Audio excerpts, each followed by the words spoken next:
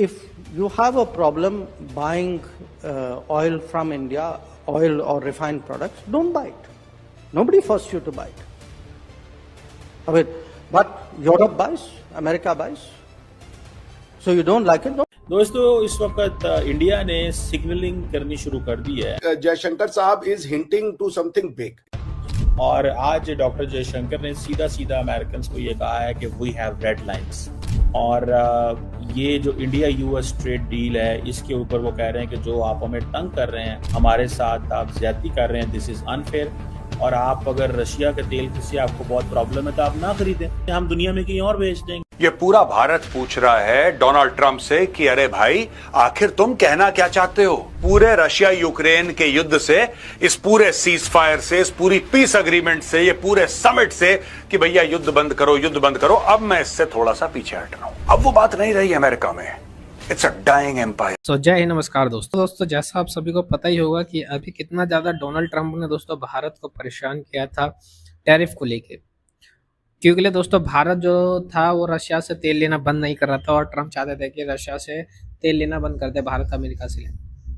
और दोस्तों इसी बात का दोस्तों पूरा फायदा उठाया रशिया और चाइना भी साथ हुआ भारत का, तुम ऐसे कैसे टैरिफ लगा सकते। और दोस्तों इसी चक्कर में ट्रंप खुद ही फंस और ट्रंप के कितने सारे प्रोडक्ट थे जो भारत के अंदर बाइकआउट होने लगे और अदर कंट्री में बाइकआउट होने लगे, जिससे अमेरिका को काफी नुकसान हुआ। फिर कुछ दिन बाद दोस्तों रशियन लीडर हैं जो वो भी गए अमेरिका से मिलने इसी बात को लेके कि तुमने क्यों बोला भारत को तेल ना खरीदने के लिए, जिसकी वजह से दोस्तों फिर ट्रंप को बात समझ में आई और ट्रंप ने पुतिन से सलाह मशवरा किया और भारत को टैरिफ जो था वो कम कर दिया। जहाँ 50% टैरिफ था वो 25% के करीब और उससे भी कम लाने का वादा किया। और दोस्तों इसी दोस्ती को देखते हुए जो पुतिन है दोस्तों, उन्होंने भारत को 5% तक सस्ता ऑयल देने का वादा किया और देना चालू कर दिया। क्योंकि उन्होंने देखा कि ऐसे टाइम में अमेरिका जो इतना फोर्स कर रहा है, इतना टैरिफ लगा रहा है, फिर भी हमसे तेल लेना बंद नहीं कर रहे। और दोस्तों इसी दोस्ती को देखते हुए पुतिन ने बहुत ही सस्ता 5% सस्ता तेल दिया भारत को, जो कि काफी अच्छी बात है और जिसकी वजह से भारत के अंदर थोड़ा हो सकता है ऑयल सस्ता भी हो। तो दोस्तों आइए देखते हैं कि बाकी मीडिया का इसके ऊपर क्या रिएक्शन है। If you have a problem buying oil from India, oil or refined products, don't buy it. Nobody forced you to buy it. I mean, but Europe buys, America buys. So you don't like it, don't buy it. रूसी तेल खरीदारी को लेकर बार बार भारत को आंख दिखाने वाले America को भारत का दो टूक जवाब। विदेश मंत्री डॉक्टर जयशंकर का रूसी तेल को लेकर मैसेज बहुत क्लियर है। आपको भारत से तेल खरीदना है खरीदिए, नहीं खरीदना मत खरीदिए। विदेश मंत्री डॉक्टर जयशंकर का ये बयान ऐसे वक्त पर आया जब अमेरिका ने भारत पर 25% टैरिफ लगा रखा है। जिस तेल का हवाला देकर बार बार अमेरिका भारत पर प्रेशर क्रिएट करने की कोशिश कर रहा है, उस प्रेशर का भारत पर कितना असर हो रहा है, विदेश मंत्री डॉक्टर जयशंकर का बयान बता रहा है। उम्मीद है आप लोग ठीक होंगे। दोस्तों इस वक्त इंडिया ने सिग्नलिंग करनी शुरू कर दी है और आज डॉक्टर जयशंकर ने सीधा सीधा अमेरिकन को ये कहा है कि वी हैव रेड लाइंस। और ये जो इंडिया यूएस ट्रेड डील है इसके ऊपर वो कह रहे हैं कि जो आप हमें तंग कर रहे हैं, हमारे साथ आप ज्यादती कर रहे हैं, दिस इज अनफेयर। और आप अगर रशिया के तेल से आपको बहुत प्रॉब्लम है तो आप ना खरीदें, आप ये तेल ना खरीदें, हम दुनिया में कहीं और बेच देंगे।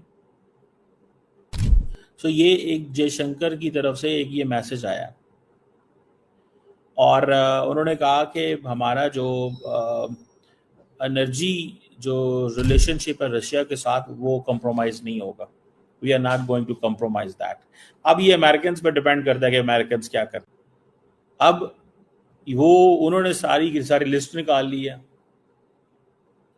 जब से यूरोपियन यूनियन ने बैन किया सबसे ज्यादा तेल किसने लिया है, वो ये कह रहे हैं। वो कह रहे हैं जी जब से यूरोपियन यूनियन ने बैन किया है सबसे ज्यादा तेल पाइपलाइन जो गैस पाइपलाइन है वो तो यूरोपियन यूनियन के पास आई है 37%। जयशंकर साहब is hinting to something big. तो जयशंकर साहब का जो पूरा बयान है उसको मैं अपने तरीके से समराइज करता हूं। उनके कहने का ये मतलब था कि जब रशिया ने यूक्रेन वॉर के बाद हमें ऑयल ऑफर किया डिस्काउंटेड प्राइस पे, तो बाइडेन एडमिनिस्ट्रेशन ने इंडिया से कहा कि you should go ahead and by the oil. Biden administration ने यह कहा ये इसलिए जरूरी है क्योंकि ऑयल की जो प्राइसिंग होगी वो मार्केट में बहुत ज्यादा महंगी हो जाएगी और हाहाकार मच जाएगा, और इसकी वजह से वो ये चाहते हैं कि आप रशियन ऑयल को खरीदें और उसको रिफाइन करके उसको सेल आउट करें। बिकॉज इंडिया जो ये कर रहा था अचानक से इतना बड़ा जो है वो इतना बड़ा जो डिसीजन है ऐसे नहीं लिए जाते। तो इसका मतलब ये है कि ये तो अमेरिका को पहले से पता था और अमेरिका के कहने पे ये सब भी किया गया, क्योंकि अमेरिका ने हमसे बोला कि आप कीजिए, बल्कि उनके कहने पे इसलिए किया क्योंकि ऑयल प्राइसेस गलत हो जाए, गड़बड़ हो जाएंगे। उन्होंने ये भी कहा कि जो north two stream north two जो पाइपलाइन है उसको भी अमेरिका ने जो है वो डिस्ट्रॉय कर दिया था, तो उसके बाद और भी ज्यादा उनकी मजबूरी हो गई थी। तो we in a way helped America और आज they are making us accountable for helping them. जो मुझे बात समझ में आई जयशंकर साहब की, तो उनका वो तो सही कह रहे ना, उन्होंने तो डो टू का भैया ऑयल नहीं लेना, मत लो आप, टेंशन कहां से आता है?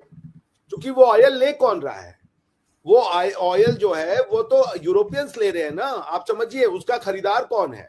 उसका खरीदार कोई ऐसी कंट्री नहीं है जो कि सऊदी अरेबिया को से लेता था और फिर वो हम लेना शुरू कर दिया।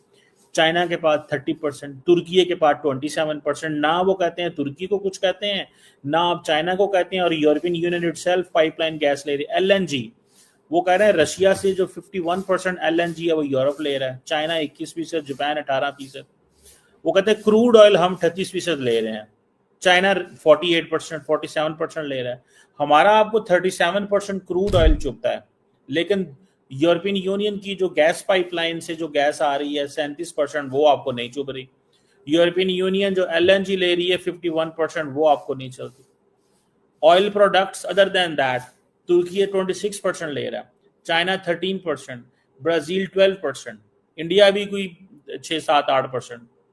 तो वो कहते हैं हमें क्यों कर रहे हैं? कोल इंडिया 19% ले रहा है, चाइना 44% ले रहा है उधर से। सो द क्वेश्चन इज कि ये जो बैन है यूरोपियन यूनियन के और अमेरिका के, वो कहते हैं इसमें हम तो कोई ज्यादा नहीं है। अब इंडिया का जो आर्गुमेंट है वो क्या है? इंडिया का argument is on this thing कि we are basically giving stability to the international market domestically in India and to the world.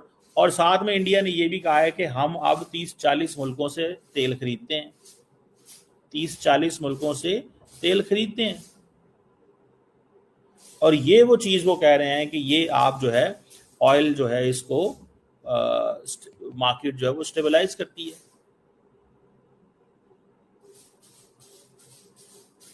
सो इस चीज को देखते हुए I think this is a clear message to the United States. और उन्होंने ये भी बताया कि इस वक्त US India trade deal discussions हो रही हैं और ये चीजें वो कह रहे हैं चलेंगी, क्योंकि अब देखिए इंडिया बड़ी मार्केट है।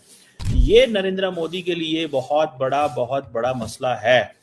अगर नरेंद्र मोदी इस चीज को अंडर एस्टिमेट करते हैं, नरेंद्र मोदी इस चीज को अंडर एस्टिमेट करते हैं, तो कैसे देखते हैं आप इसको? वो कहते हैं हम इसको अंडर एस्टिमेट नहीं करने देंगे, हम खड़े हैं।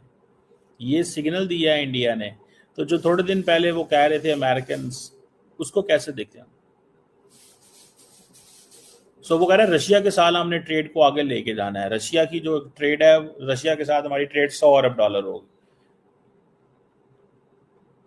इसका मतलब क्या है कि ट्रंप एडमिनिस्ट्रेशन क्या कर सकती है? उसका खरीदार वही था जो रशिया से खरीदता था, वो अब रशिया से ना खरीद करके हमसे खरीद रहा है। It is exactly your transaction. जैसे कि पाकिस्तान जो चीज भारत से लेता है, ले सकता है, वो भारत से ना लेकर के दुबई से ले रहा है, लेकिन खरीदार दोनों में पाकिस्तान ही है। बेचने वाला अंतर में आ गया ना। तो हमें ये कहा गया कि चूंकि हमने जो है उनकी पाइपलाइन को, रशिया वाली को डिस्ट्रॉय कर दिया है और मार्केट में यूरोपियन यूनियन के ऑयल नीड की वजह से प्राइसेस इतनी ज्यादा डिस्टेबलाइज हो जाएंगी कि बेहतर यह है कि आप ऑयल को खरीदे, रिफाइन करके बेचे, वरना India would have never thought of selling it बाबा। सो वो जो कह रहे हैं वो ये कह रहे हैं कि we did it at the behest of, if not behest, we help the international community oil को स्टेबलाइज, वरना यूरोपियन यूनियन दुनिया में तेल खरीदने जाता तो वाट लग जाती। उन्होंने ये भी कहा कि जो ऑयल का प्राइस कैप था, वो प्राइस कैप था क्यों? उसका वो ये रीजन था कि जैसे अब आप मान लीजिए हुआ कि रशिया से आप तेल ले रहे हो, फिर आप रशिया से तेल खरीद के रिफाइन करके आप बेच रहे हो उसको, क्या नाम है, यूरोपियन यूनियन को। वर्ल्ड ट्रेड जो ऑर्गेनाइजेशन है WTO गैट की जो सिस्टम है, उसमें एक गुड्स के ऊपर कॉन्सेप्ट होता है टैरिफ के लिए, उसके बाद ओरिजिन ऑफ गुड, जो रूल ऑफ ओरिजिन होता है ना कि कहां से ओरिजिनेट हो रहा है। जैसे मान लीजिए जूट आपके यहां से ओरिजिनेट हुआ, कपड़ा वो बांग्लादेश में बना और वो गया अमेरिका में, और मान लीजिए अमेरिका ने पाकिस्तान के प्रोडक्ट को बैन कर रखा है, लेकिन पाकिस्तान का प्रोडक्ट बांग्लादेश से जो है वो हो करके आ रहा है, क्योंकि वो जूट जो है वो कपड़े में कन्वर्ट हो जा रहा है। तो रूल ऑफ ओरिजिनलिटी में ये सब चीजें मैटर कर जाती हैं कि ओरिजिन कहाँ है रूल उस गुड्स का। तो इसलिए मेरी बात तो एकदम समझ में क्लियर है कि ये हमने रिफाइन किया ही यूरोप के लिए, ताकि यूरोप अपने सैंक्शन को खुद ही फ्लाउट कर सके।